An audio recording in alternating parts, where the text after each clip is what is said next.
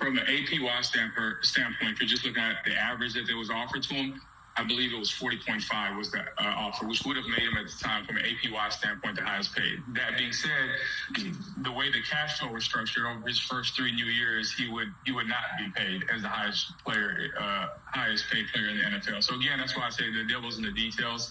And another important part of the contract was a 4-year deal versus a 5-year deal, right? When you look at that 5th new year could be the difference in $30 to $40 million for the player. You know, if you look at where the pass rusher market was a year ago, it was at 35 million or so with Nick Bosa. Now it's at 47 million in 1 year with Micah Parsons. So 4 years from now, what do you think that number is? It's probably closer to $65, $70 million a year. And if we lock in that 5th year currently at $40 million, just that year alone is worth an additional $30 million to Micah, if not more.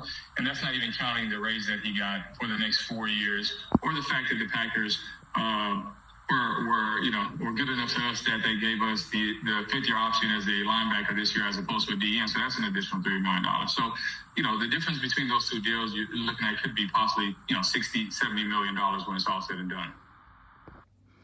Yeah, that was Michael Parsons' agent.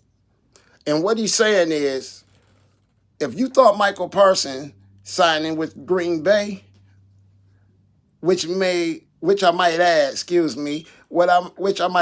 made him the highest paid edge rusher, if not the highest paid player outside the quarterback position, was something, think again.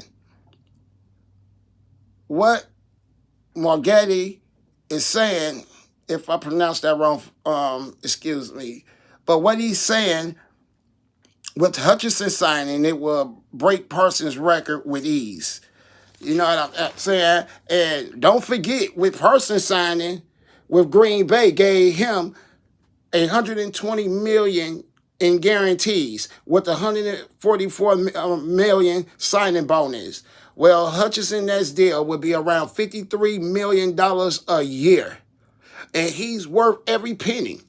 Last season, he had 11 tackles, 5 assist tackles, 1 pass defended, 7.5 sacks, 42 yards lost, and 4 forced fumbles in only 5 games before he got injured. He was on his way setting the record on sacks and winning Defensive Player of the Year award, in my opinion. So, the edge rusher position is taking over, man. They making more than wide receivers and everything, and it's worth it. Because without an edge rusher, the quarterback got all day, which makes